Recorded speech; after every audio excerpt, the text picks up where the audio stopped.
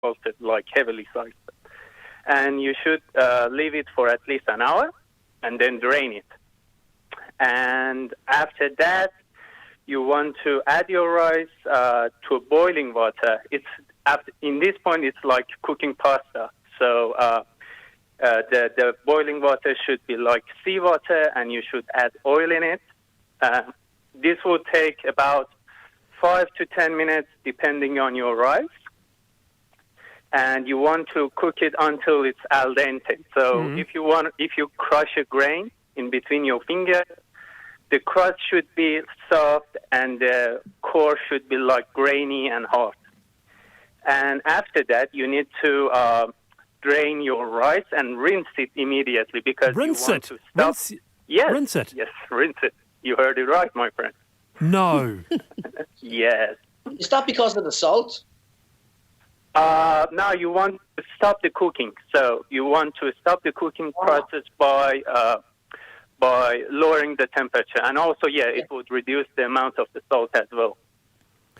Good heavens. And also, you want to save like a quarter of cup of that boiling water, that rice water, for later. So then you put this aside. Now we get to the most interesting part that people in Iran, fight over it, which is the crispy bottom of the rice, which we call it tadik, and which literally means bottom of the rice. For that, you better get some yogurt and saffron. And for saffron, you need to make like a very dense tea. So 1 or 2 tablespoons of boiling water and some saffron, and you let it sit. Once it gives all of its color and flavor, you mix it to 1 or 2 tablespoons of yogurt, and then you mix 2 or 3 tablespoons of your rice with it.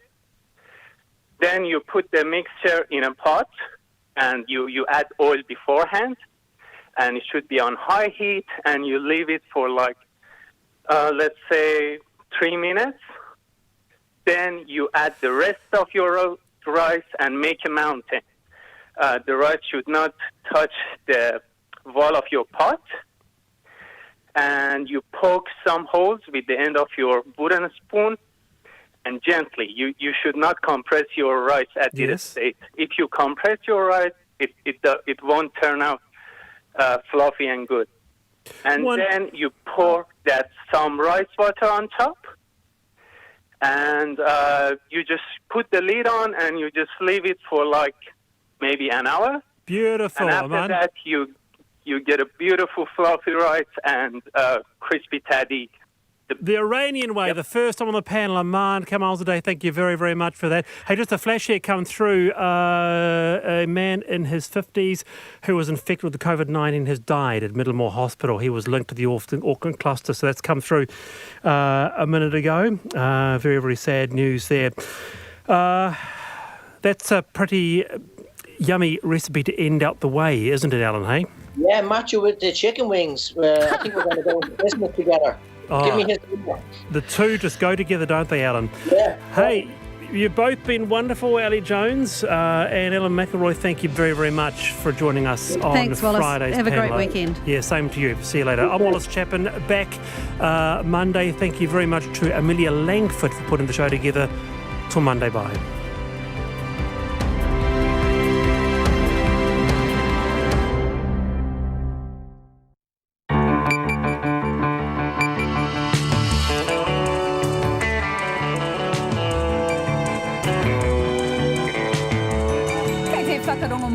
Ki te reo irirangi o Aotearoa. This is Checkpoint on RNZ National. I'm Lisa Owen.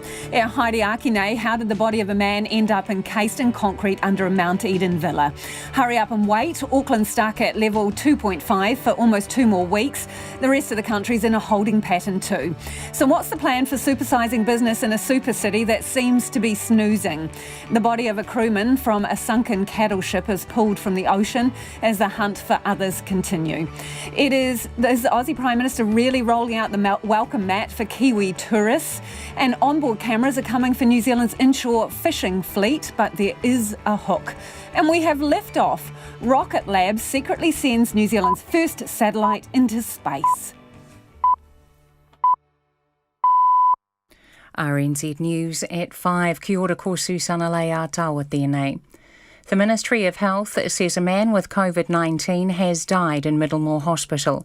The man in his 50s was part of the Auckland cluster and died today. He was admitted to Middlemore via the emergency department from quarantine and then cared for in the intensive care unit. His family were regularly updated.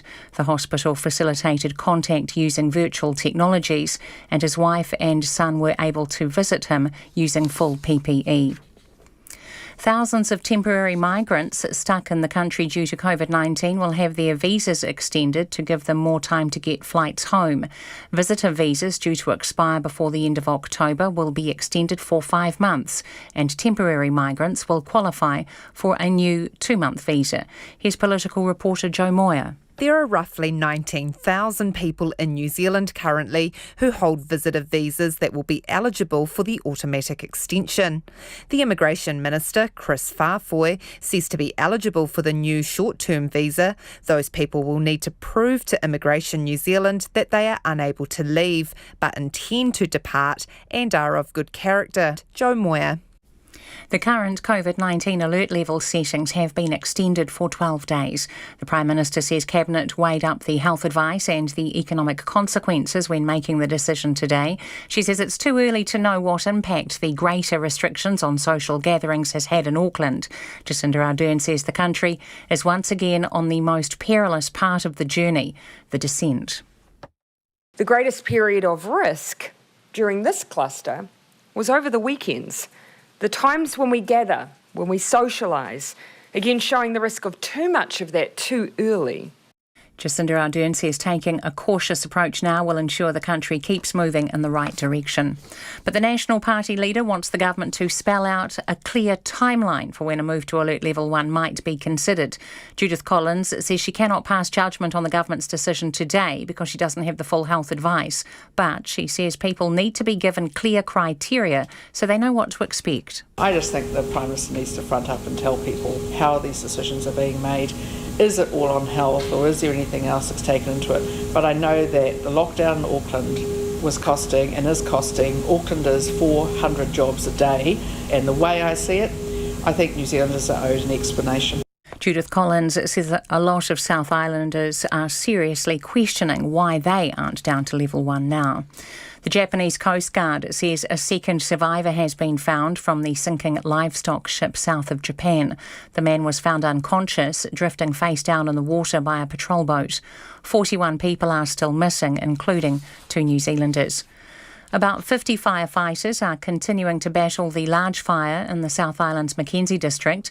The blaze near Lake Pukaki, which started on Sunday, has destroyed 1 homestead, and Fire and Emergency says it still covers about 3,000 hectares. The area's principal rural fire officer, Rob Hands, says the fire is burning in deep-seated fuels buried under soil, which are being dug out and extinguished. He says the fire is slowly becoming under control. I hope by the end of the day we'll have a 20-metre control line around the perimeter. There is a potential for burning to happen within the perimeter because as it came through so quickly, it hasn't always burnt all of the fuels. Sometimes it's jumped 200 or 300 metres ahead of the fire. Rob Hands from Fire and Emergency. It's almost 4 minutes past 5. The interim Warriors coach Todd Paton has finally confirmed he's off to North Queensland Cowboys for next year's NRL. The Cowboys have signed Paton on a 3 deal replacing Paul Green, who left midway through the season. Todd Paton has resurrected the Warriors season after taking over from the sacked Stephen Kearney, giving the Auckland club a slim chance of still making the playoffs with 4 wins in the past 5 games. He turned down the chance to coach the side permanently, and Nathan Brown was last month appointed as coach for 2021. Any thoughts tomorrow night's North versus South rugby match will be a festival game has been dispelled by North Island hooker Ash Dixon. He's predicting a fiery encounter with the players having had little rugby over the past few weeks. While the match is largely an all-black trial in disguise, Dixon says it could boil over with both teams desperate to grab bragging rights in the fixture that hasn't been played since 2012. Boys will be pretty keen. They haven't played footy in a few weeks. Boys are trained pretty hard from both sides. So I'd say that, things could get out of hand. Ash Dixon from the North Island rugby team. Serena Williams' bid for a record-equalling 24th Grand Slam tennis title remains on course after a straight sets second round win at the US Open in New York. The Canadian Felix Auger-Aliassime proved too strong for former champion Andy Murray, cutting short the Britain's Grand Slam comeback with a 6-2, 6-3, 6-4 victory. And the New Zealand player Michael Venus and his Australian partner John Peers have won their first round doubles match. That's the news. Tomorrow morning, Caitlin Moran has a new book out. It's funny, as you would expect, also somewhat dark. Sandra Pankhurst is the trauma cleaner, about whom a book was written a few years back. Troy Kingy introduces his new album, and Erin Macaulay on the strange similarities between the placenta and cancer. Join me, Kim Hill, tomorrow morning from 8 on RNZ National. Now, the short forecast from Met Service to midnight tomorrow. Northland to Waikato, also Coromandel, Bay of Plenty and Central High Country. Fine tonight, cloudy periods in the west tomorrow. Waitomo to Wellington, cloudy periods from Horowhenua to Wellington, otherwise fine. Cloudy everywhere tomorrow with patchy drizzle. Gisborne, Hawke's Bay and Wairarapa, fine weather, high cloud increasing tomorrow. Nelson, Marlborough and Northern Canterbury, high cloud increasing, occasional light rain about the ranges tomorrow. Otago, Southland and southern Canterbury. Scattered rain spreading north tonight, possibly heavy about the headwaters with westerly gales in exposed places, all clearing overnight and becoming fine tomorrow. Bulla and Westland, occasional drizzle, rain spreading north tonight, heavy about the ranges, reaching Bulla tomorrow morning while clearing in Westland. Fiordland, heavy rain with thunderstorms, easing to scattered showers tonight, becoming isolated tomorrow morning. And Chatham Islands, cloudy periods with isolated showers tonight. RNZ National, 7 minutes past 5. Thanks, Susanna. This is Checkpoint and I'm Lisa Owen. Tonight, the death of a man from COVID. The government holds the line with alert levels and the hunt for a missing cattle ship and its crew. But first, human remains found entombed under an old Auckland villa have finally been identified. But the mystery of what happened and how they got there still lingers. Police were called to a suburban street in Mount Eden back in January when contractors renovating an old boarding house uncovered bones under the property. Today, police say they've finally identified the remains as those of David Stanley Hart, listed as one of the property's former owners. Katie Doyle reports. It's a sunny, crisp day in Mount Eden, hardly a cloud in the sky. Walking along Marlborough Street, you wouldn't know that earlier this year, human remains were found encased in concrete beneath an old villa by contractors. Those remains, according to police, after months of forensic detective work, were today named as those of David Stanley Hart, a former owner who allowed the home to be used as a boarding house. Next door, one neighbour, Malcolm, sits on his deck, mulling over what's happened. I guess the concrete, buried in concrete, was a bit of a giveaway about suspicious, so the police haven't surprised anyone there. The obvious, I guess, David Stanley Hart, it was probably the obvious call, and I guess it just puts the neighbourhood at rest a little bit. It's no more complicated than we'd all suspected. Very sad for David, and I would be surprised if they get to the bottom of it, but who knows. Mr Hart also owned property at Blackball near Greymouth. An old neighbour there, Neville Sheehan, says Mr Hart was a sometime gold miner and a bit eccentric.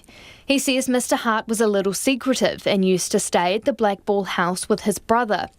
Mr Sheehan and Mr Hart used to chat when he came to town. Dave was a good man. He always liked to stop and have a bit of a chat. I talked to him quite a bit, and then I looked after his place and put some sheep and that on to keep the grass down when he was away. The house in Marlborough Street in Mount Eden is now owned by Peter Marsden, who was renovating the rundown hulk when the bones were found. He says there'd been a tad suspicious about the lump of concrete, but hadn't thought much of it until the discovery. Pretty horrific. I hadn't seen human bones before, but yeah, so the builders, they phoned me up and said that they'd found some human remains that was underneath this sort of big pile of concrete. Mr Marsden says the police told him a while ago they knew who the bones belonged to. But after that, he says everything went quiet and he was left to guess who might have been entombed under his house. We had the house blessed by the police. The house has been redone. It doesn't feel like the old house, if you will. I haven't stayed a night there yet. Like, I'm hoping to have it finished soon and then live there. It wasn't until today that Mr Marsden learned the bones were Mr Hart's. I'm just a little bit gutted we didn't find out what happened, but happy that we have confirmed that it's him. I mean, it was, it would seem 99% sure that it was him, but that was without getting the confirmation. But yeah, no, it was good to hear that it was him, but it doesn't seem like we're any closer to why. Acting Detective Senior Sergeant Mark Franish says the process of identification has been long and exhaustive, and the cause of death and how Mr Hart ended up entombed under his own house still unclear. He says the family have been notified and police are now appealing for help from anyone who interacted with Mr Hart as far back as March 2004. They want to speak with anyone who interacted with tenants at the house until 2016, when it stopped being used as a boarding house. For Checkpoint in Auckland, Katie Doyle. Japanese rescue crews have recovered a body and a number of cattle floating at sea as they try to find the livestock ship believed to have sunk south of Japan.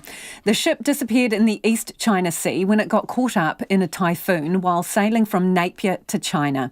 There were 43 crew, including 2 New Zealanders, and almost 6,000 cows on board.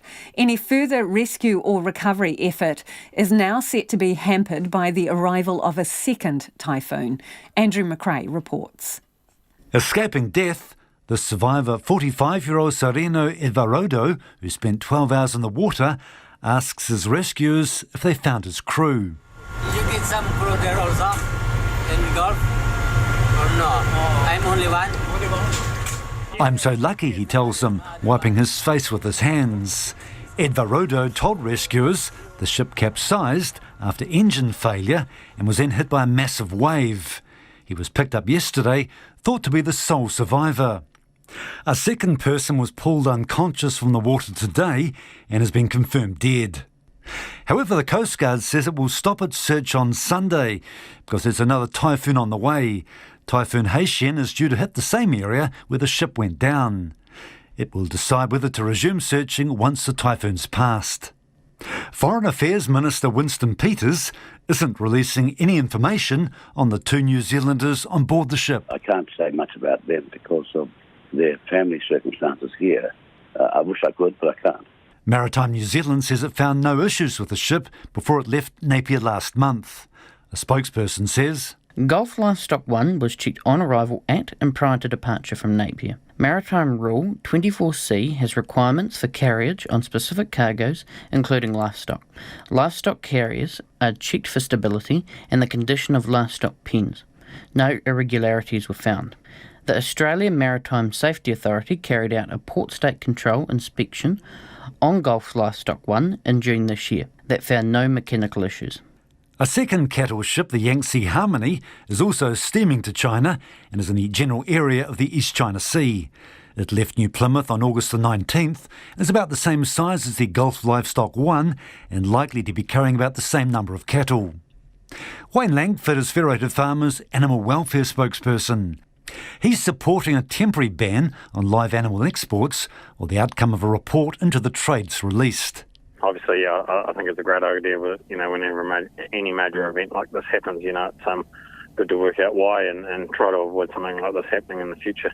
And Federated Farmers President Andrew Hoggard says the trade in livestock isn't what it used to be. Back in the 80s, when there was a lot of sheep going to Saudi Arabia, for example, nowadays mainly it's breeding stock that we're sending to other countries that they can build up their sort of dairy herds or their breeding stock. Animal rights groups, while expressing their concern for the loss of life in the sinking, have seized on the disaster to push again for an outright ban on any more exports of livestock. Safe Campaigns manager Mary Ann McDonald says Agriculture Minister Damien O'Connor must take responsibility. I mean, this is suffering that he has allowed to happen.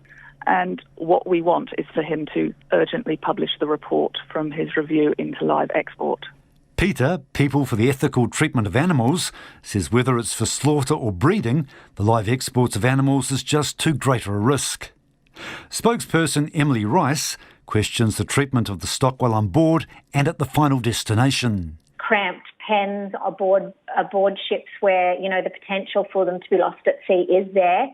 But even, a good outcome, if the animals all survive the journey and the ship does, would be the animals arriving at factory farms. And there they're going to enjoy really brief lives as breeding machines, and then they're going to be sent to slaughter anyhow.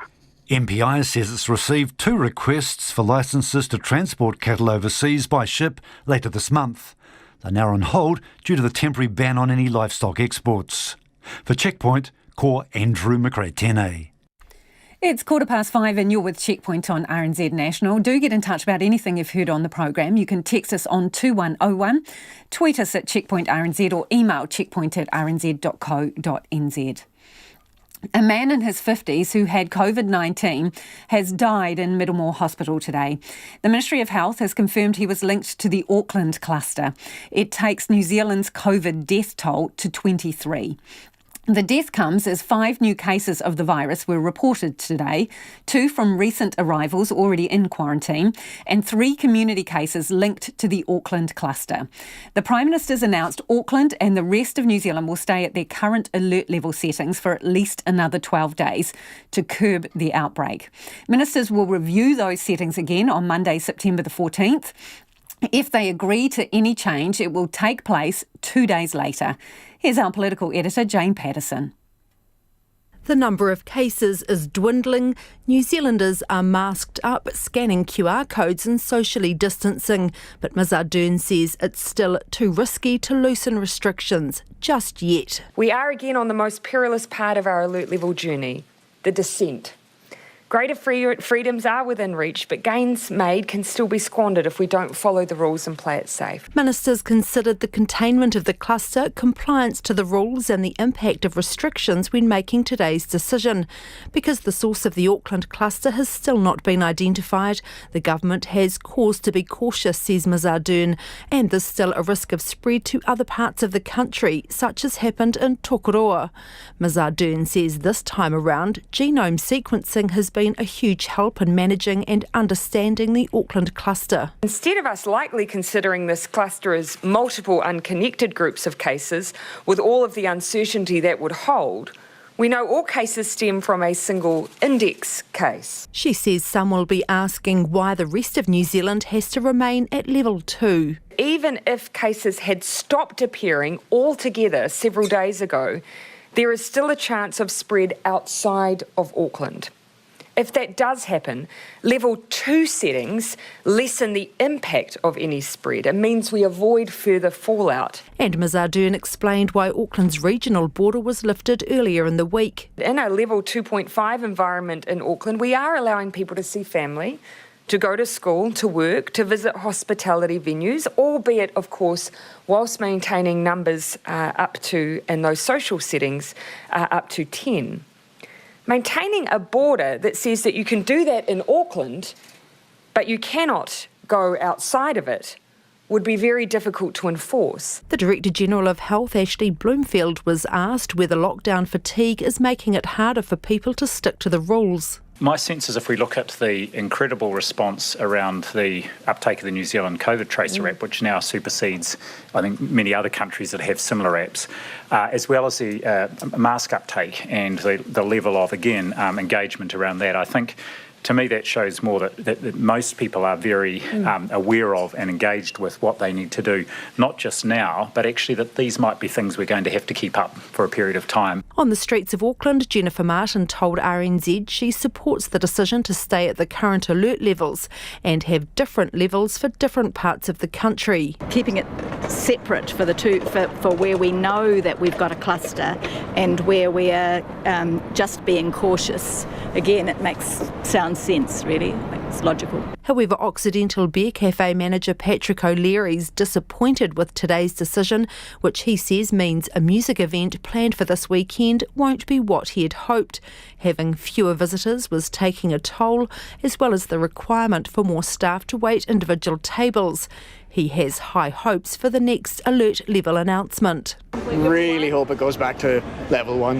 I understand there's, you have to keep safe and what have you, but I think there has to be a way we can operate a bit freer and still be safe. Nationals leader Judith Collins wants the government to spell out a clear timeline for when a move to Alert Level 1 might be considered, so the public knows where things stand. How these decisions are being made. Is it all on health, or is there anything else that's taken into it? But I know that the lockdown in Auckland was costing and is costing Aucklanders 400 jobs a day, and the way I see it, I think New Zealanders are owed an explanation. After the first lockdown, it was a month under Level 2 before the country moved down to Level 1, after the last active case had recovered and more than 2 weeks with no new cases. Ms Ardern says the same pattern won't necessarily have to be followed this time. You know, our view very much was as a cabinet that it is just not the time for Auckland to see any changes there. It is a time to continue to keep extra layers of protection for the rest of the country as well, just as a precaution. The push for widespread testing will continue with the number of testing stations set up around Auckland and elsewhere. Health officials will be stationed at Auckland Airport's domestic terminal to remind people not to travel if they're sick. The police will also have a heavy presence in Auckland this weekend, for example around hospitality hotspots, to make sure people are sticking to the rules. Ministers will meet again Monday week to decide the next step. If they decide most of the country is ready to move to Level 1, that may not include Auckland, with Ms Ardern saying all of New Zealand would not necessarily have to be at the same level. From Parliament for Checkpoint, Jane Patterson. Auckland's mayor is keen for the government to pitch in for a campaign encouraging out-of-towners to holiday in the super city, despite it being home to our biggest COVID cluster in most of the country's isolation and quarantine hotels. Phil Goff says while not everyone will agree, he believes the decision to hold Auckland at level 2.5 is the right one, and yo-yoing in and out of alert levels would do even more harm to business. But the streets of the super city are still not back to their bustling normal, with a lot of workers apparently choosing to keep working from home. So I asked the Mayor what he can do to encourage them back to help support the CBD's economy.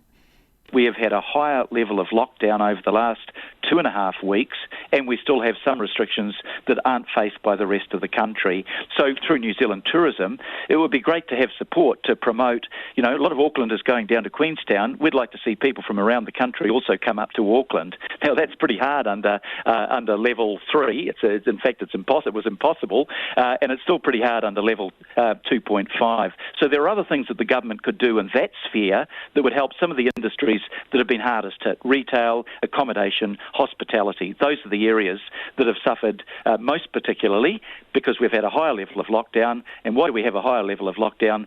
Because we're the gateway city, so of course, where are we going to get community transmission? In the city, where we still have an open door to, not an open door, but a partly open door to the rest of the world through returning New Zealanders. So are you suggesting that the government mount a campaign that encourages people to come to Auckland to spend their weekend or a few days away?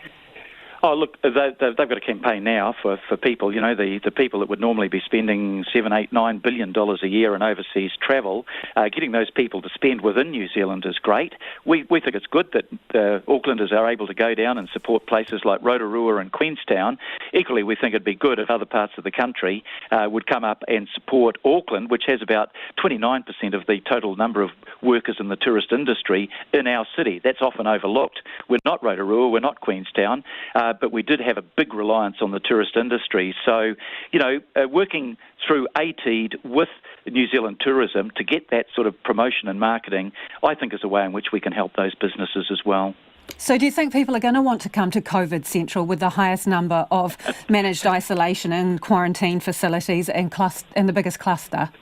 Not if you put it that way, Lisa. You would not be one of our hospitality ambassadors for the city. But that's look, what you're up against, I think, isn't it? No, of course that's right. But given the figures that we're getting with the limited number of community transmission, now we want to leave it just a little bit longer, which goes back to why we're not yet ready, in my view, for level 1. We want to find whether going back to level 2 with some transmission still in the community, which we never had last time we went back to level 2. We want to make sure that doesn't suddenly result in a kick-up in numbers of community transmission.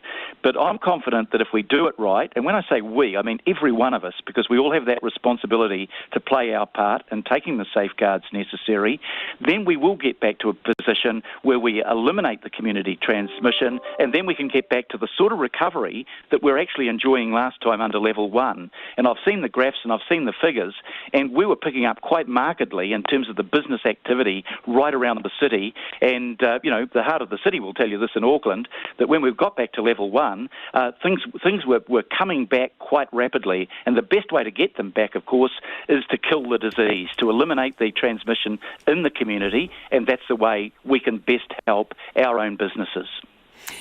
Just in respect to the weekend, are all the council sports fields going to stay closed? Obviously, there's a maximum 10 people allowed in one space at the same time, so that rules out your rugby and soccer teams, etc. So, are all those facilities going to be closed? Yeah. Look, we've opened a lot of our facilities, in particular the libraries and the zoo and MOTAT and the museum and the art gallery and things like that. But we are still bound under 2.5 to have that maximum number of people congregating together at 10. And the reason for that's pretty obvious to everybody. If you look at where that transmission really started to take off, it was at gatherings such as churches, and it could easily have been at a rugby club or something like that. So the restrictions stay in place until we come out of that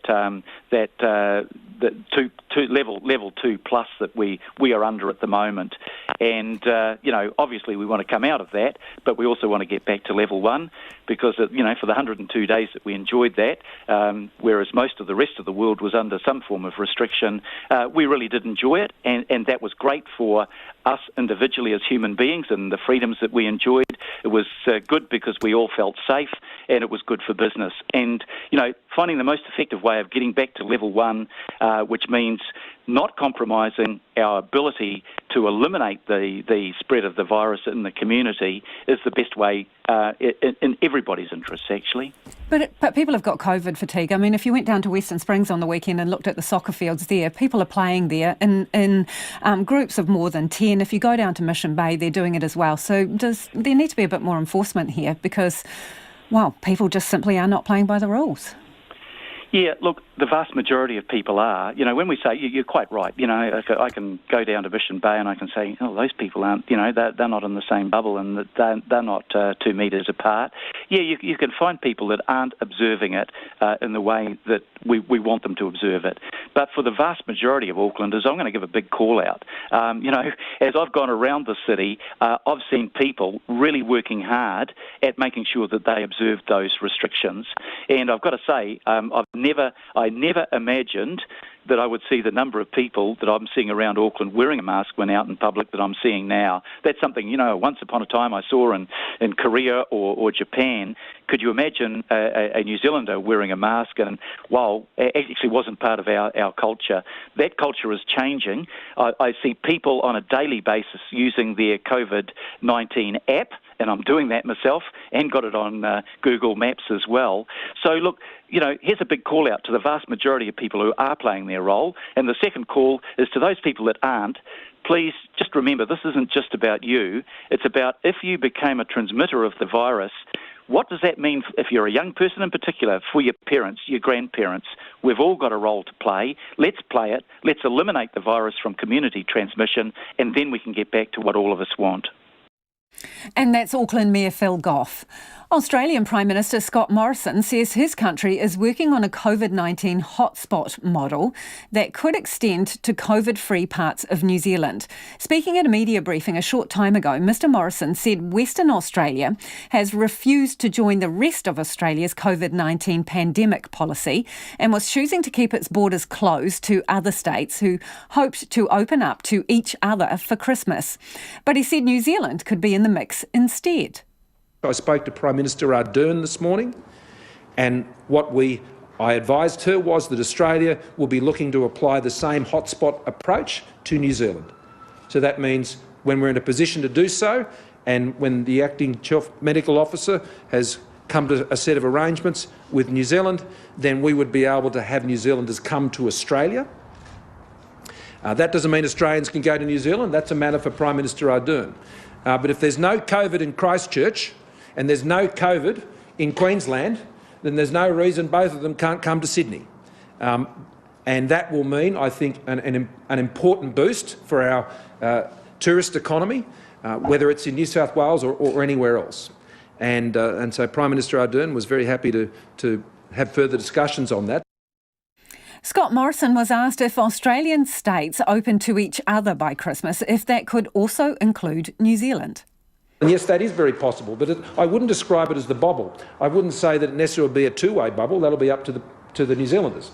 But if we can get to a position where we understand how the hotspots can be identified in New Zealand, then that would mean, hopefully, between now and then, we may well be in a position for New Zealanders to come to Australia and experience Australia, which will be great for our tourism industry, and we'd welcome that. And it would also take a lot of pressure off rooms in quarantine, which means more Australians can get home. And that was the Australian Prime Minister, Scott Morrison. And back home now, the government has agreed to extend visas for visitors stuck in New Zealand because of the closed borders. The Immigration Minister's announced a 5-month extension for people who are here, with a visitor visa expiring before the end of October. One Scottish grandfather who's over the moon he'll now be able to spend Christmas with family here, Dave Ashcroft, who's 77, had been due to fly home to Scotland in May after visiting his daughter and grandchildren in Auckland. His visa was extended in April when the government pushed out the date for visas due to expire between April 1st and July 9 until September 25th. Mr Ashcroft says as the September date neared, he was becoming increasingly nervous and told our reporter Nita Blake-Person that today's announcement was a huge relief. Well, I'm absolutely over the moon. Looking at it on a totally selfish point of view, I didn't really want to go back to the UK in the middle of winter. Certainly not the condition the UK and Scotland seem to be in at the moment. So I was hoping that maybe when and if COVID settled down, I could get onto immigration and try and push it, if you like, and so I could leave in sometime like March.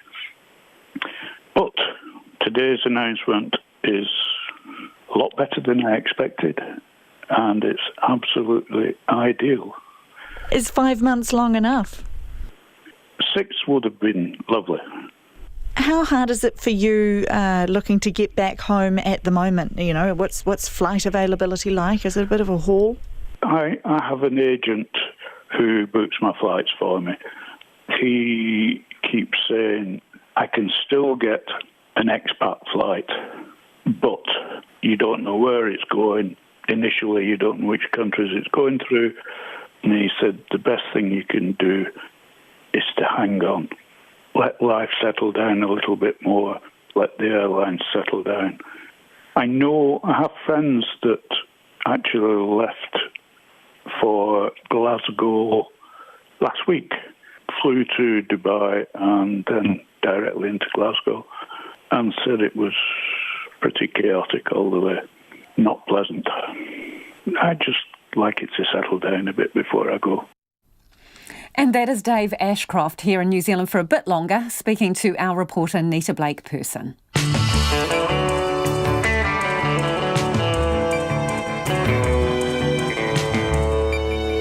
And coming up on Checkpoint on RNZ National, the government extends visas for visitors stuck here in New Zealand.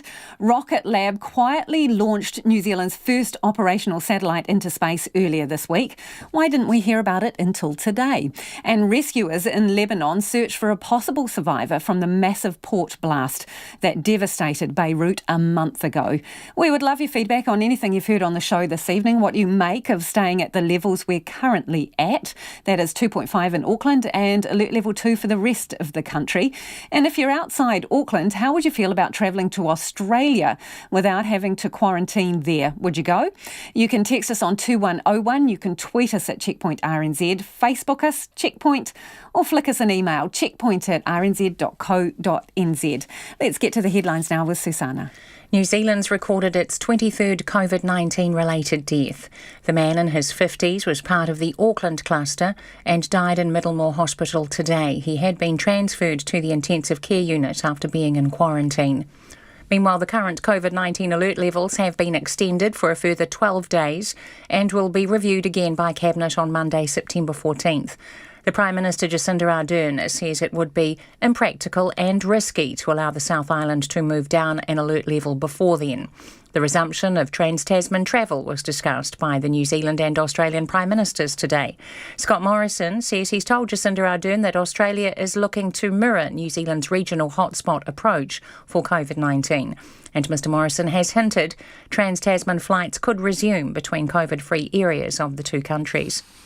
A second crew member found from the sinking of the livestock carrier Gulf Livestock 1 has died. The man was found by Japan Coast Guard this morning in the water, unconscious. He was transferred to hospital but died. Ships, aircraft and divers are continuing to assist with the search. Forest and Bird has welcomed today's cameras on fishing boats announcement but wants the government pressured to roll the programme out more quickly. Chief Executive Kevin Haigh says it's a win for conservation as his organisation has been fighting for such a programme for years. Mr Haigh says the programme seems to be prioritising the right vessels and areas of the coast, but the camera monitoring needs to happen faster. 3 people have been arrested following police raids on Auckland properties linked to the trade of opium. Police searched 6 properties in Papatoetoe and Manukau this week after a long-running investigation. Those are the latest news headlines on RNZ National. Our next news and weather update is at 6. Thanks, Susanna. Kia ora anō. This is Checkpoint and I'm Lisa Owen. Let's go to the business news now with Nicholas Poynton, who's in our Wellington studio today. Hi, Nicholas. So, new numbers, you tell me, suggest there is a host of zombie companies living on borrowed time. OK, there's some advice from accountants, but can you start by explaining to me what a zombie company is in the first place? Yeah, a zombie company, we can probably think about it as one of these companies at the moment that has really been propped up or supported by the government's wage subsidy scheme, these safe harbour regimes, or maybe they've taken on a lot of new debt at the moment. And these latest numbers we've got out show that the number of liquidations for July and August are actually down on the past 2 years, but this is coming at a time where we're seeing financial pressure at an all-time high. So this is causing some real worry among some accountants who think that there are some companies out there that are either deliberately ignoring or maybe they're just unaware of the trouble that they find themselves in. And I guess what they're saying is that the risk here, or the real concern, is what happens when these schemes begin to roll off. A lot of people, they've secured their homes to prop up their businesses, and when these schemes roll off, they could maybe find themselves in some sort of financial ruin, or worse, maybe staring down the barrel of potential litigation.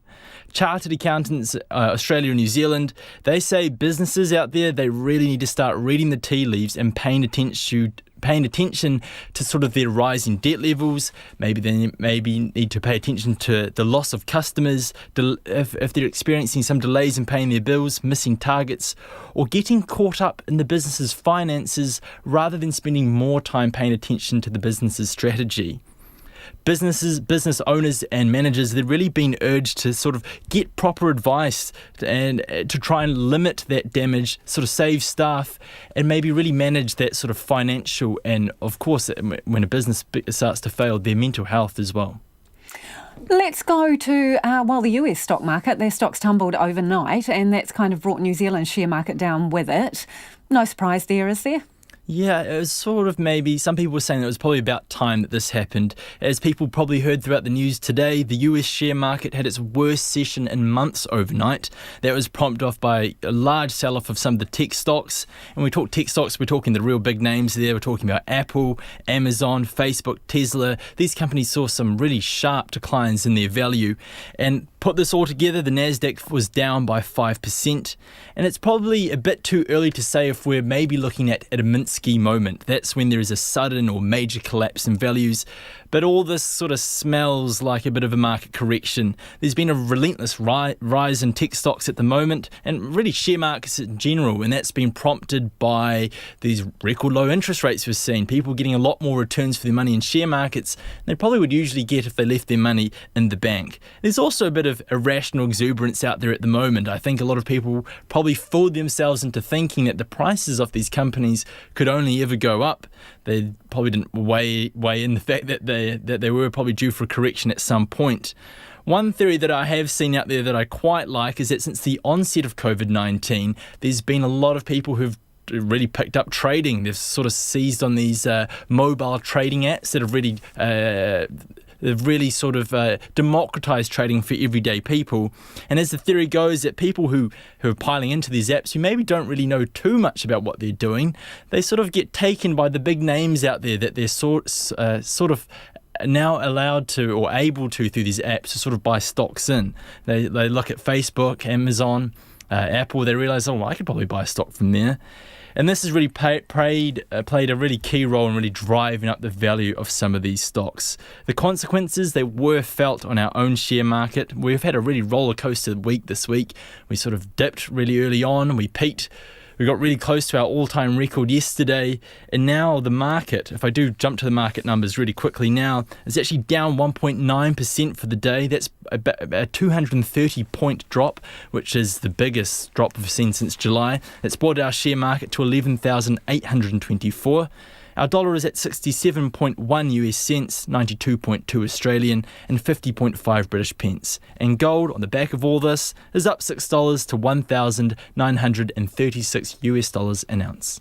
Thanks, Nicholas. That's Nicholas Poynton joining us from our Wellington studio. So let's head further south now to Invercargill, where city councillors have spent much of the day behind closed doors, talking about how they plan to restore the public's trust and confidence. The crisis talks follow a letter from the Department of Internal Affairs, scrutinising their performance after they were alerted to a series of code of conduct complaints and rising tensions. Tess Brunton filed this report from Invercargill. Today's meeting was the first time the public could hear directly from councillors about their plans to address the department's concerns.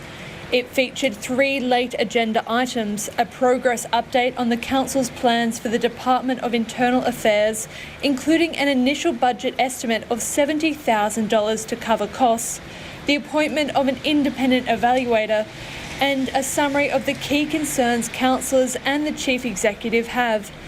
Deputy Mayor Tony Biddle questioned why the significant conflict between councillors and the Chief Executive, Claire Hadley, wasn't front and centre in their plan. So I'm wanting to clarify if in anywhere in this report it actually gives any progress guidance or a plan as to how that will be resolved. I don't see it. I'm hoping that you have an explanation for that. Otherwise, I feel this is a wee bit smoke and mirrors around the real issues. Claire Hadley said the key issues would be discussed in a public excluded session. I think the DIA were wanting to encourage us to understand where we currently are and what steps we might take to get to a better place. Less than 15 minutes later, all councillors, except Ms Biddle, voted to adopt the draft plan and use it to update the department.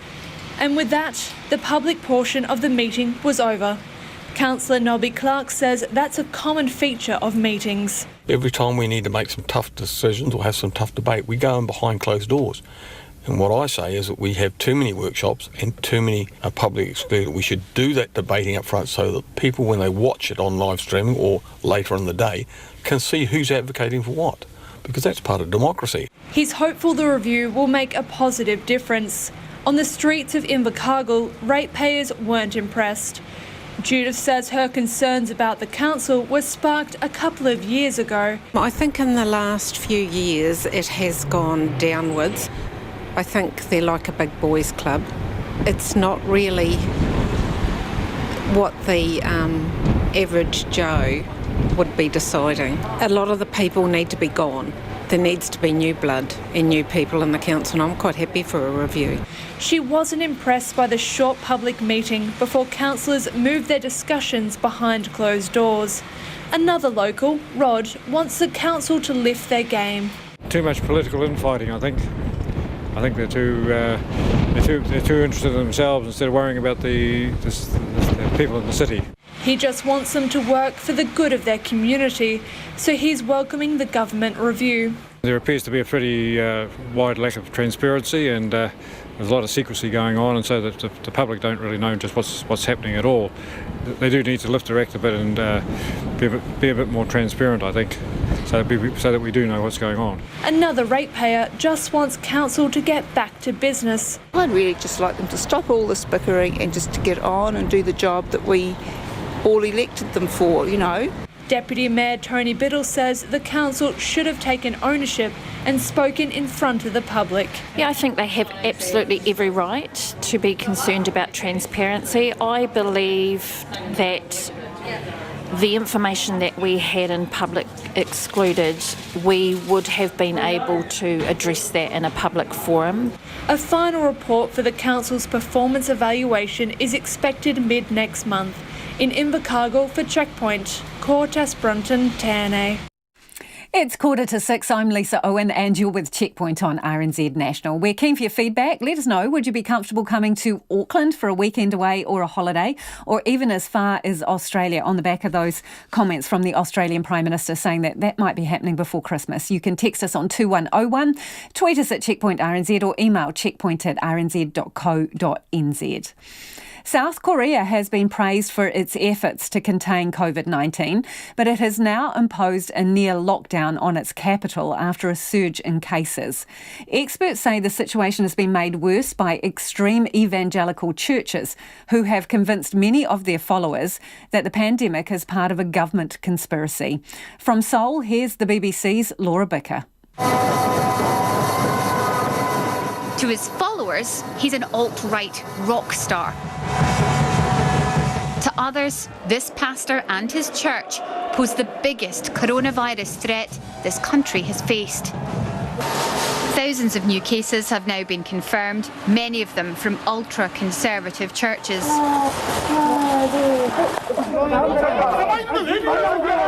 Some worshippers, many of them elderly, are refusing to be tested.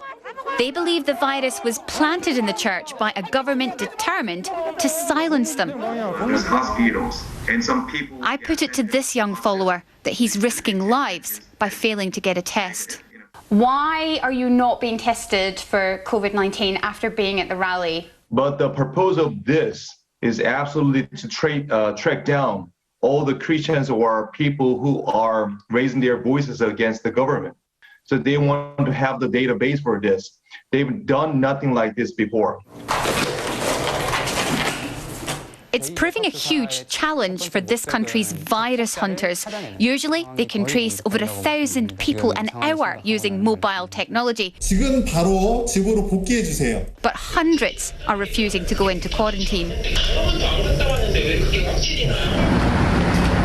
As cases increase, Seoul's usually neon-lit social life has been forced to fall silent.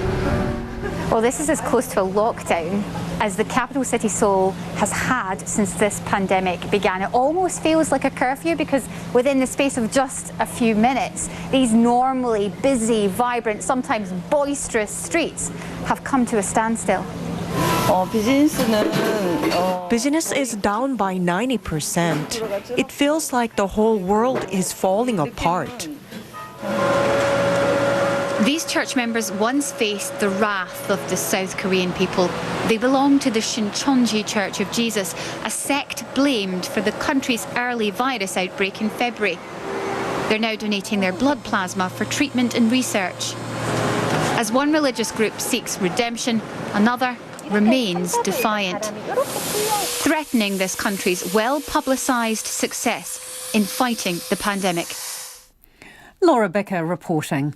The Advertising Standards Authority has issued guidelines for so-called influencers, individuals who have large followings on social media. This comes off the back of complaints upheld against influencers for the first time in New Zealand and makes it clear that advertising is advertising no matter how it's presented. Ruth Hill reports.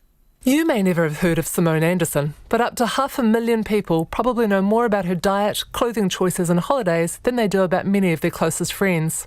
Since losing 92 kilograms in 2014, she's found online fame as a health and wellness guru who also does hair and makeup tutorials with a massive fan base across Instagram, Facebook and YouTube. But Miss Anderson found herself in the headlines for a different reason in June, when the Advertising Standards Authority upheld 4 complaints about her Instagram posts about activewear and a hotel stay that failed to identify themselves as advertising.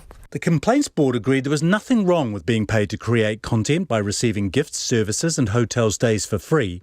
But when this occurs, there should be full disclosure up front about this commercial arrangement with the audience. The Chief Executive of the Advertising Standards Authority, Hilary Suter, says this case spurred the development of the new influencer guidelines, which came out this week. It should be easy for consumers to tell if an ad is an ad, as opposed to just someone's personal view. She says influencers who aren't sure of the difference should ask themselves this question. Why would an advertiser send someone something for free? And generally, it's because they want them to talk about it and promote it. That's the whole purpose. You know, they want to sell their product, or they want to promote their brand or, you know, their service. So what's the difference between a social influencer being given a free pair of workout pants and a magazine editor being sent unsolicited samples? The difference is magazine content, for example. If it's advertising, it's under the jurisdiction of the Advertising Standards Authority. If it's editorial, controlled by an editor and filtered through their processes, it's controlled by it's subject to the Statement of Principles from the New Zealand Media Council. Ms Suter says while media companies have advertising departments and legal advisors, social influencers may not be familiar with the Fair Trading Act, the parameters of the Medicines Act, or even the existence of the Code on Advertising. However, ignorance is no defence. If you can't say X vitamin cures cancer on television, I don't see why you should be able to say it in social media, on behalf of the company. I mean, it's a level playing field that we're after. Marketing expert Ryan Newton from the social-led content agency Culture says social media has moved from a free platform for businesses to a refined tool using complex algorithms. But it's been the wild frontier of advertising in some respects until now. I guess some of them don't know exactly the rules and what they should be doing. But then there are also people that do know the rules but choose not to make it clear when it is an ad. Mr Newton points out it's not just the influencers doing the posts who are responsible for keeping the rules. It's also on their talent agents, if they do have one, or on the brand that's sending them products or getting them to promote their products. Mr Newton says it's likely most social influencers are genuinely passionate about the products they spruik, but that doesn't preclude them from being honest and making it clear an ad is an ad. Simone Anderson could not be reached for comment. For Checkpoint, Ruth Hill. 3:05pm Monday, and Rocket Lab quietly launched New Zealand's first operational satellite into space from Mahia Peninsula, but only revealed its success today. The Photon satellite that's now in orbit is nicknamed First Light, a nod to the rocket's name, the elementary particle that is a quantum of light, and the East Coast, which is the first to see the sunrise each morning. The successful launch is the first since Rocket Lab lost a spacecraft in July during the second stage burn. Company founder Peter Beck says they did this one on the down low because they wanted to make sure things went smoothly. Well, we wanted to make sure that the spacecraft was going to operate nominally first and get to a point where we can check out all of its systems, and then once we're happy with it, then it was time to tell the world about it. So what was different about this launch?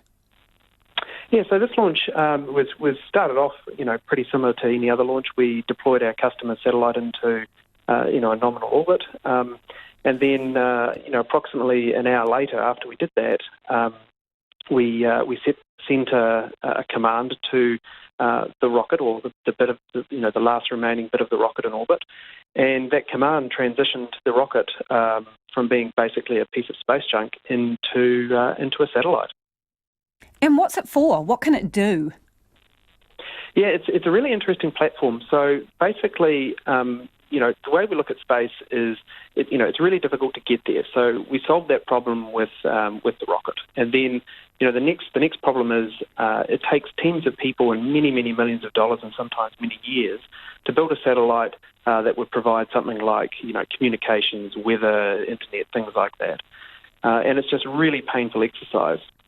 So what we've done here is we've created a platform that enables customers to just come to us and say, hey, look, we want to put internet into this country, and we go, okay, and do everything from start to finish, from the launch through the satellite, through to operating the satellite, and providing the ultimate service.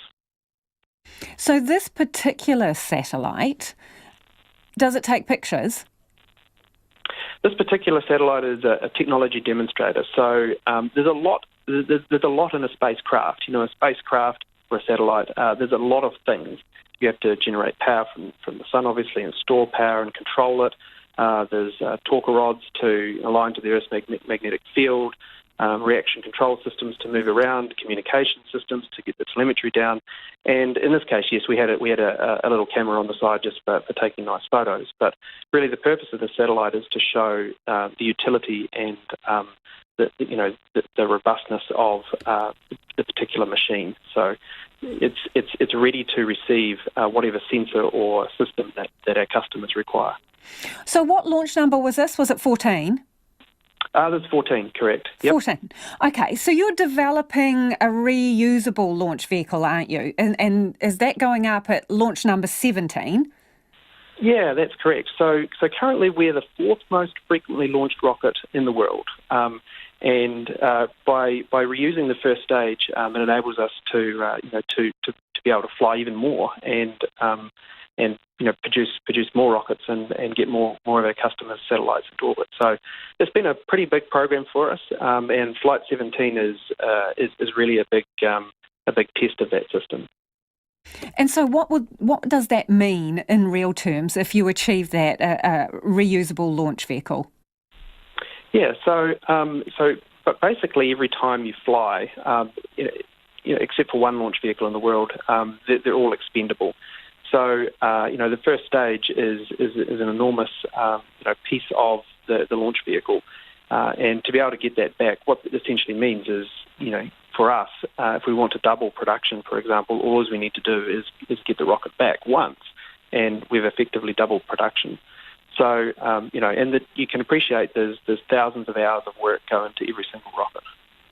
How confident are you of achieving that when you've got, 3 more launches, which doesn't seem like many, to get it done? Well, look, to be honest, this is the first attempt. We have re-entered 2 rockets through the atmosphere successfully to date, and that is a very tricky thing. To give some context there, we're travelling at around about 8.5 times the speed of sound, and we go from 8.5 times the speed of sound to sort of 50 kilometres an hour in the space of 70 seconds. So, there's enough energy created re-entering that you could, power a city block for half a day. So there's a tremendous amount of energy that you have to dissipate. So we cracked that one. The next so one you have to haul the brakes brakes on, Peter, basically, in the last little bit. You have to really throw out the handbrake. Yep, yeah. And, energy is always conserved. So all the energy that you've spent getting up to velocity and altitude, you have to turn that back into heat as you re-enter the Earth's atmosphere. So this is a non-trivial thing, and we expect it will take us a number of attempts to get it right. But, Flight 17 is the first one that we're actually going to try and put back in the factory. So when you gave us the league table just before, which puts you right up there with the number of launches, who are you kind of competing with? Who are the others who are top of the table? So in our class of launch vehicles, so that's a small launch vehicle, we are the only commercial small launch vehicle in the world right now. We don't have really too many competitors in that class. We do compete with the larger launch vehicles where they aggregate lots of satellites onto a large launch vehicle. The pecking order goes China with the Long March, Russia with the Soyuz, America with the Falcon 9, and then Rocket Lab with Electron, and then it goes Europe, Japan, and India, and so forth. It's pretty amazing. Well, we're not done yet. This launch is a great thing, but really, this moving into satellites for us is a far bigger opportunity, in fact, and ultimately serves to solve a much larger problem. So tell me, what kind of effect has the pandemic had on business, if any? I mean, of course, it's had a huge effect to everybody. We run factories all around the world, so we have a factory in Canada, a factory in America, and obviously a factory in New Zealand. And in America, our factory's been able to sort of soldier on through, unscathed pretty much. In New Zealand, obviously, we live through the lockdowns, and we try and launch every month. So if you can't launch, then it's a huge effect not only to us but to our customers. Well, we wanted to make. Is Rocket Lab founder Peter Beck there. Just before the news at 6, some of you getting in touch about travelling to Auckland. Auckland is COVID central. Phil Goff needs to realise Auckland is not a tourist destination for New Zealanders. Hospitality was directed to overseas tourists passing through, says Barb from the Windy City. Another one here, I have a son in Australia who I miss terribly, but I wouldn't want to share a plane with returning expats. RNZ News at 6. Ngā mihi nui ko Susana Leatawa tēnei. The number of COVID-19 related deaths in New Zealand has risen to 23, with the death of a man at Middlemore Hospital today. The Ministry of Health says the man in his 50s was part of the Auckland cluster and a confirmed case. He was admitted to Middlemore via the emergency department from quarantine and then cared for in the intensive care unit. The ministry says his wife and son were able to visit him using PPE. Auckland's mayor believes the vast majority of the city's residents support the decision for COVID-19 alert levels to remain in place for another week. The Prime Minister says levels will be reviewed on September the 14th, which means Auckland will remain at level 2.5 and the rest of the country at level 2 until then. Phil Goff told Checkpoint it makes sense. Is there anyone really out there that thinks that, by going a week earlier and running the risk of having to go back to level 3, that would be a good idea? In my mind, let's get this right. Let's do it once. Let's get back there when we know that it's safe to do it. Phil Goff says he feels optimistic because of the lower number of new cases recently. And 5 new cases of COVID were reported today, 2 imported and 3 community cases with links to the Auckland cluster. The resumption of trans-Tasman travel was discussed today by the New Zealand and Australian Prime Ministers. Scott Morrison says he's told Jacinda Ardern that Australia is looking to mirror New Zealand's regional hotspot approach for COVID-19. And Mr Morrison has hinted trans-Tasman flights could resume between COVID-free areas. He says allowing New Zealanders into Australia would boost its tourist economy, but would require approval from health officials of both countries. Mr Morrison says whether Australians could also visit New Zealand is another matter. A second crew member found from the sinking of the livestock carrier Gulf Livestock 1 in the waters off Japan during a typhoon has died. The man was found by Japan Coast Guard this morning in the waters, unconscious. He was transferred to hospital but died. The Coast Guard says a life jacket and cattle carcass was also found in the same area. A search using 3 ships, an aircraft and divers is continuing ahead of a second typhoon expected in the area on Sunday.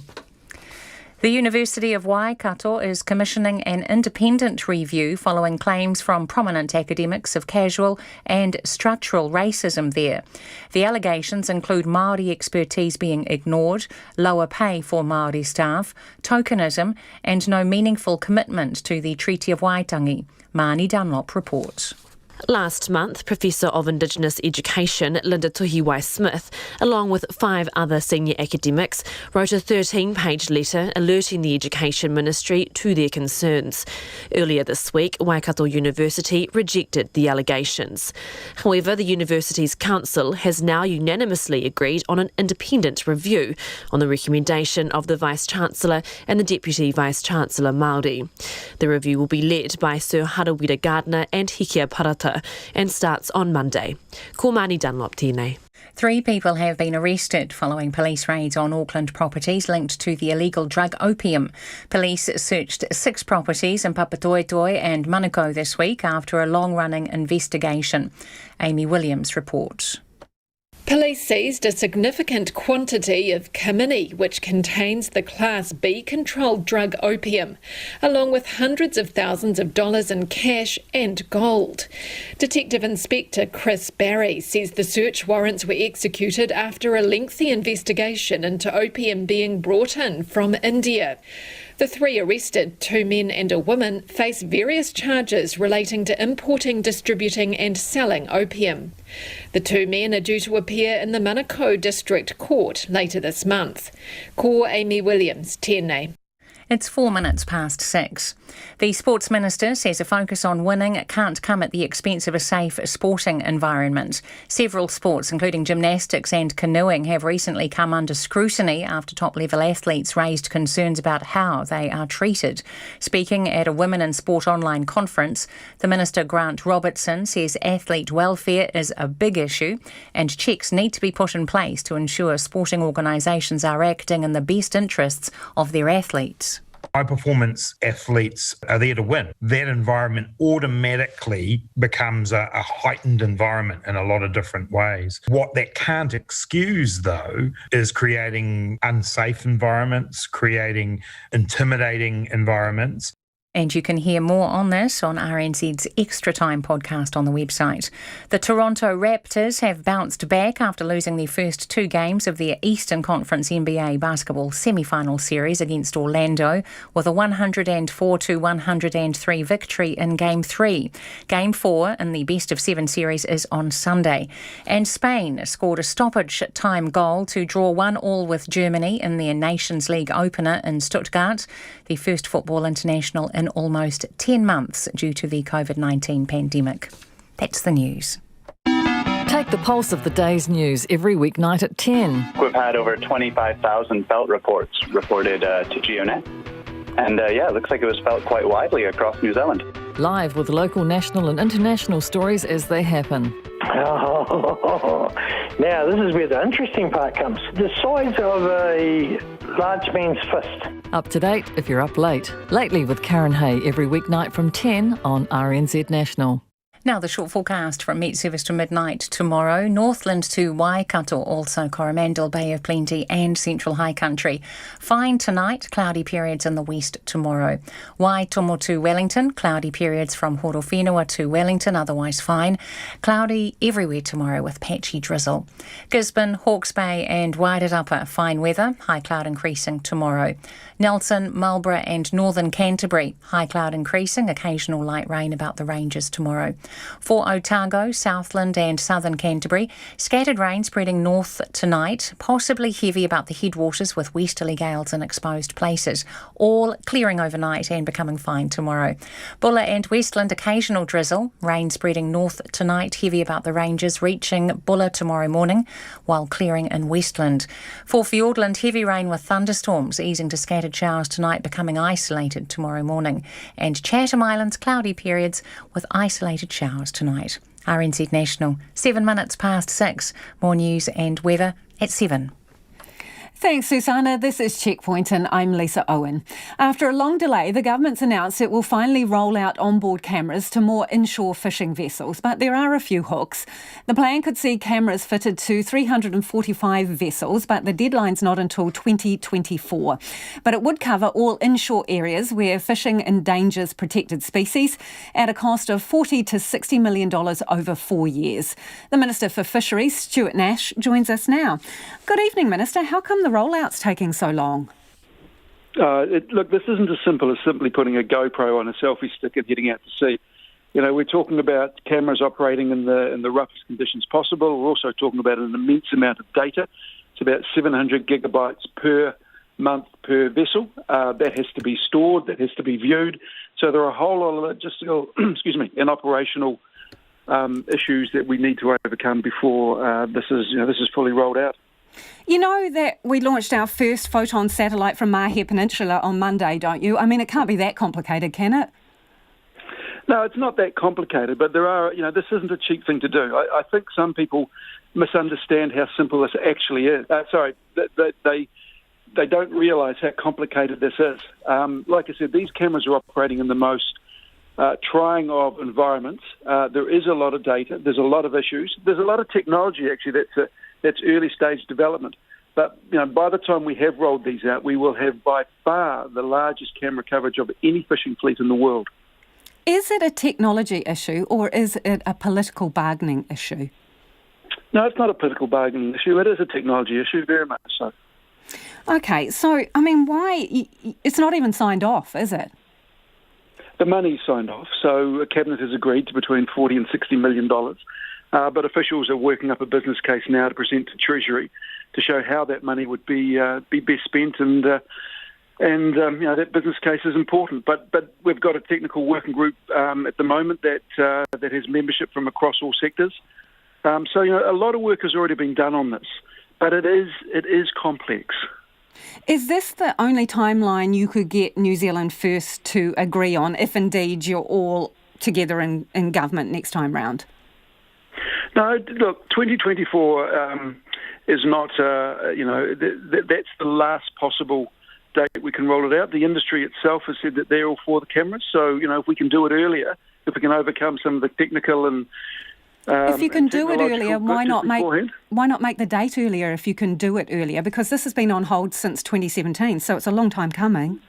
No, it hasn't been on hold. What I would say is the previous government, after 9 years of doing nothing, suddenly came up with a policy of putting cameras on boats. There was no regulation in place. But that's the past, though, Minister. You're in charge now, so you've got the power. I am in charge, and, this government is actually doing something about it. We've provided the money. We've got the working group working on this. We've got the buy-in from the industry. There's been a whole lot of consultation on this, and it is going to happen for the first time ever. Keeping in mind, Lisa, it's going to happen on, 345 boats, right? And Greenpeace has put out a statement to say, too little, too late. There's 1,500 vessels that you need to get these cameras on. Well, I think Greenpeace should get their facts right. There aren't 1,500 vessels. Greenpeace continually come up with fake news when it comes to fishing, and it's really disappointing. How many then are there, Minister? There's about 800. So why only 345 boats getting these cameras? Because there are a whole lot of boats that are colloquially known as the mosquito fleet. These are your 1 or 2 person boats. They may be a power diver or a pot fisher. They really are the very smallest of boats, which would be hard to justify the expense of a camera, and it probably wouldn't deliver the sort of benefits that we're hoping for. But Lisa, can I make one point? There are 2 things that, for me, that cameras will help us with. The first of all is obviously compliance, because we want to know what's happening on the seas. There's no doubt about that. The second thing for me, though, is it's playing into our global brand. So when people buy New Zealand seafood in America or Europe or Asia, they'll buy it knowing they are buying fish from the most sustainably managed sea fishery in the world. So that's the vision. And that's great, but that was possible to market ourselves as that 3 years ago. So that's not something new. It was an opportunity that was available to you 3 years ago. So why not take it sooner? It simply wasn't. That's why I said the previous government had put this in place, but they had done no money, no regulation, no legislation, no consulting, nothing. We've done all that. We've provided the money. The cost, I must say, is one of the major barriers to make this happen. We've overcome that now by putting this money aside to implement these cameras. So, it is ready to go once we solve the technological and technology issues. And, the previous government talked about it. We're actually doing it. I do want to talk to you about the cost in a second, but what are the projections for how many albatrosses, penguins, dolphins, petrels and other endangered species that will get caught in bycatch between now and 2024 when you finally have the cameras up and running? Well, keeping in mind, this won't stop a dolphin being caught, and also it will stop us knowing about it, though, won't it, Minister? Yeah, it will, but it is illegal. The fine's up to $100,000 for not reporting. Minister, bycatch. you would accept that there is some bycatch we're not hearing about, wouldn't you? That's why we're having to put cameras in. So what are the projections for the number of species that, could get caught up in this bycatch and the time it's taking you to roll out the cameras? Well, Lisa, it's one of the reasons we're putting cameras on, because we want a much higher level of transparency around what is happening on our oceans, and this will give it to us. So $40 to $60 million cost. Usually when there are costs associated with compliance, that's passed on to businesses, right? Or to individuals. So like if you want a warrant for your car, you have to pay for the repairs. You carry the cost of the compliance. So why aren't some of these big fishing entities carrying the cost of this?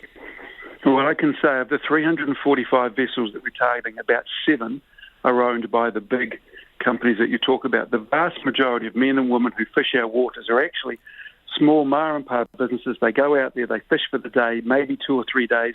They simply could not afford an upfront cost of $25,000. If we did put that impost on a number of these fishers, then what we would see is them leave the industry and much greater domination by the bigger companies. So why not divide it up according to what quota you get? If you've got a large quota and you're a big operator, you pay more. If you're small and you're only got a small business like the ones you're talking about, you pay less. But keeping in mind, a lot of people actually don't own their own quota. What they're doing is catching other people's quotas. So they're catching what's called an annual catch entitlement. So they're catching someone else's quota.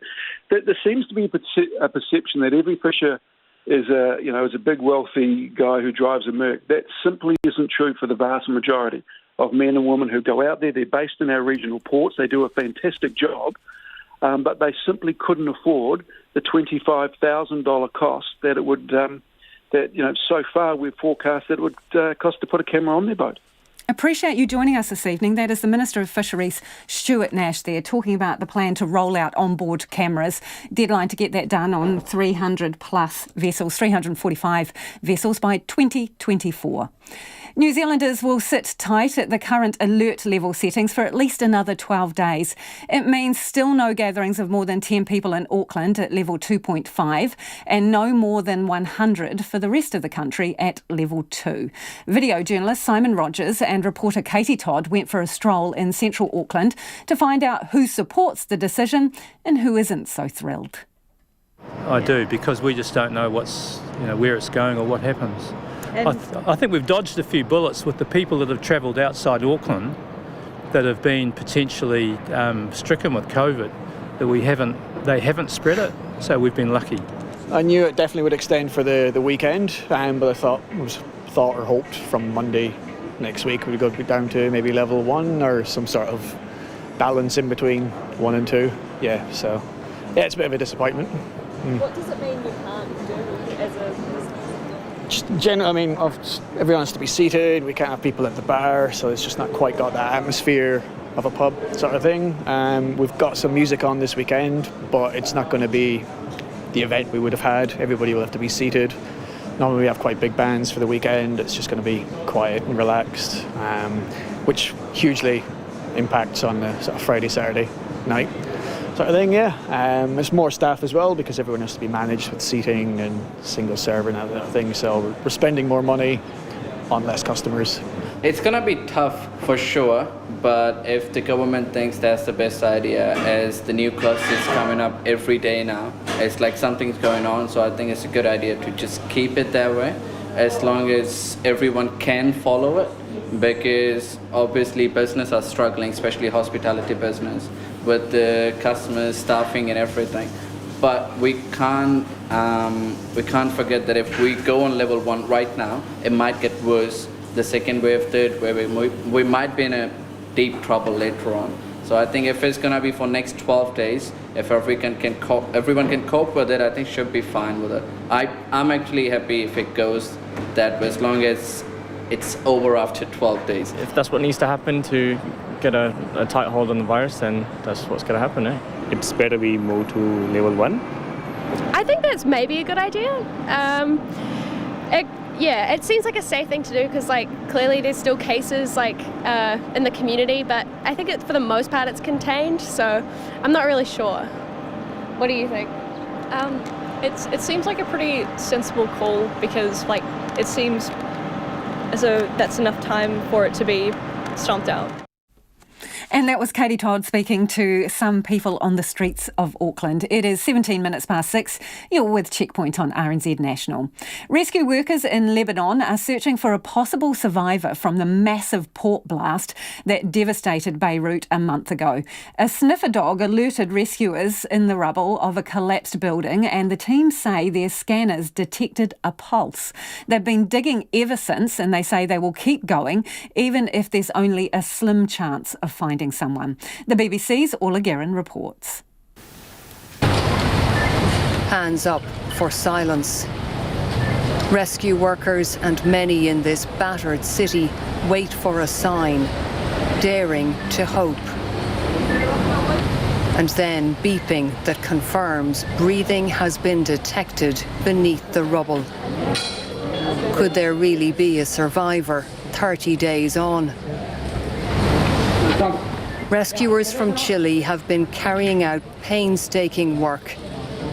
Their key team member, a border collie called Flash, who was the first to raise the alert when he detected a body at this location.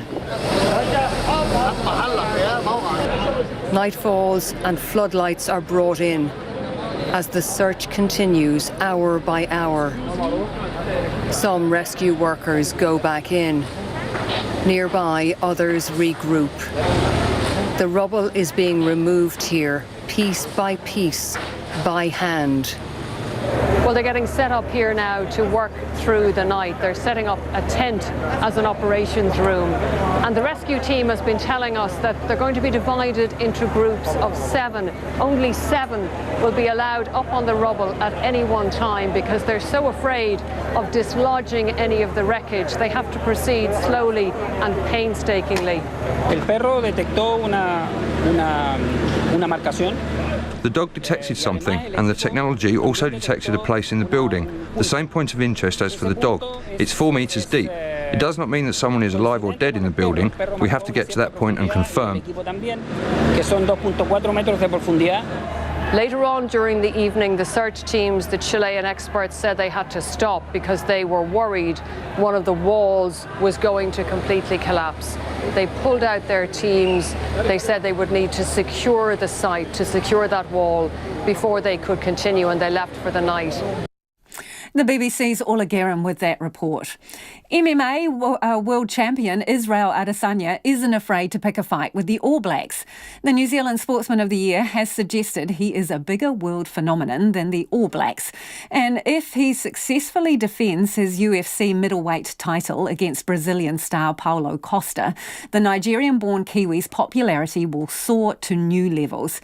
It might be easy to dismiss Adesanya's statement as mere bluster and PR, but what if he's right? Clay Wilson went to put his claims to the test. Fast! Last night I cut the light off in my bedroom, hit the switch, was in the bed before the room was dark. Incredible. Fast! Incredible. And you, George Foreman, all of you chumps are gonna bow when I whoop him. Ever since the late great Muhammad Ali, unabashed self-promotion has been part of combat sports' fabric. And while Israel Adesanya certainly hasn't made any comparisons between himself and Ali, the rising Kiwi star absolutely isn't afraid to express his confidence. Like, if you put it on the world stage, me, myself, as Israel Adesanya, the last stylebender, I'm bigger than the All Blacks, like worldwide. Not definitely in New Zealand, but yes, worldwide, all around the world, all across the land, I definitely have more footprint than the All Blacks. Whether you agree or not depends on what measures you use, but there's no denying it got people's attention. Mike Angove is a combat sports commentator and member of Adesanya's coaching team at Auckland Gym City Kickboxing. He says die-hard All Blacks fans jumping to dismiss the comment missed the context in which it was made. Many people who got a bit salty about it started going on about, 100 years of heritage and brand and all those other things. What he was talking about was his global footprint and name recognition at this point in time. And Angove says Adesanya isn't alone. Other athletes like Stephen Adams, Scott Dixon, who are taking part in big sports that have a far greater footprint than rugby, are also probably bigger names as well. And we shouldn't resile ourselves from that fact or feel so protective of the All Blacks. The UFC's popularity continues to climb, with events broadcast in 156 countries. Despite that growth, AUT senior lecturer and sports marketing expert Marilyn Giroux still believes the All Blacks are a bigger global name. It's a mix of being one of the best unbeaten or in terms of performance, but the whole rituals around the haka and this aspect of being a bit different. While Giroux doesn't agree with Adesanya, she says his social media presence, with almost 2.8 million Instagram followers to the All Blacks' 1.7 million, isn't hurting his cause. And she thinks the nature of MMA fans is also a big factor. This audience is quite intense in terms of like how much they love the sports and how much they follow the athletes and they interact. And that's what maybe rugby has less. So in that sense, yeah, in the future, I think he could become, if USC is still rising and he's still the champion, he could actually become a worldwide celebrity. Driving Adesanya's star higher is his place in one of the world's biggest and most important markets. ESPN anchor and UFC reporter Phil Murphy says the confident Kiwi is definitely making his mark in the US. He's riding this wave of momentum and spectacle, and it's must-see TV. You don't want to miss what he's going to do next. Murphy says it's not just an unbeaten record, an aesthetically pleasing style which makes Adesanya popular. The it factor is so hard to define, but you look at the A-list stars of the last decade in mixed martial arts. There's this measure of unpredictability with them, obviously high-level athleticism, but then there's also this authenticity. It's not forced, it's not fabricated. You feel like when the cameras go off, Israel is the same person. And it's right there where the All Blacks may be losing ground, according to former New Zealand Māori rep and Super Rugby champion, Sky Sport pundit Joe Wheeler. When you ask guys these questions, especially All Blacks, it's met with quite a political answer. Might not even be their own thoughts. They just don't want sort of clickbait. Whereas it's refreshing hearing him speak about anything because he's so brash and so honest and speaks what he believes in. Wheeler says rugby needs to understand hype is good for the game and believes talented young players highlight where the code is missing a trick. He'll get protected from getting rolled out to media every week and getting his head too big, and he sees a lot of those senior players, how they deliver and what they say, and I think there's probably an expectation and an understanding that that's how you do it. So when you go through your media training, they don't say be open and honest. They say don't give them too much information, just give them what they need. It's a mindset which shows that while the All Blacks are undoubtedly a huge name, there's significant room for growth. The same goes for Adesanya.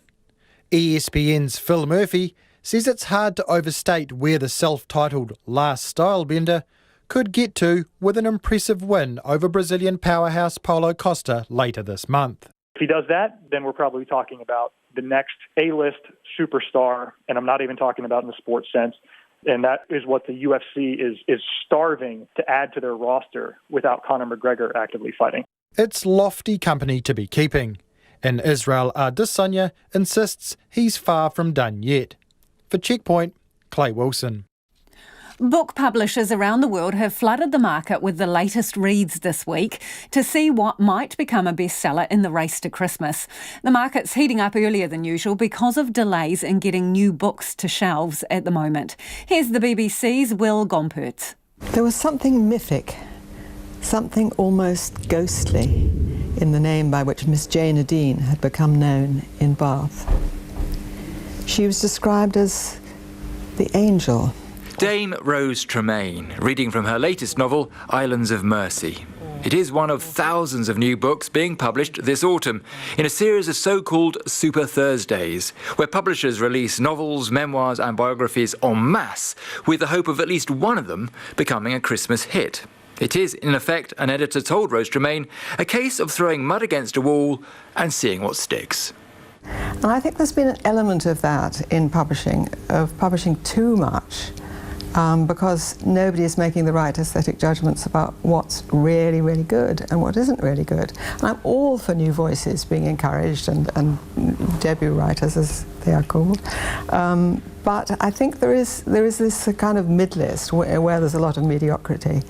How about you give out our presents now from you and me, like? Ruth Jones made her name as the co-writer and co-star of Gavin and Stacey. Darling, it's a tap. We've got a nice red, I didn't know I had a red Sharpie in my bag. Before becoming a best-selling author, whose second novel, Us 3, was one of the many books that publishers chose to delay this spring due to COVID. It now joins the massed ranks of today's Super Thursday hopefuls. I think it's glorious that so many people are producing so much stuff to read, because for me, I think reading is a transportative experience, and it's just the best place to escape into a novel. When Bernardine Evaristo won the Booker Prize last year, she became I'm the first black woman to win this prize.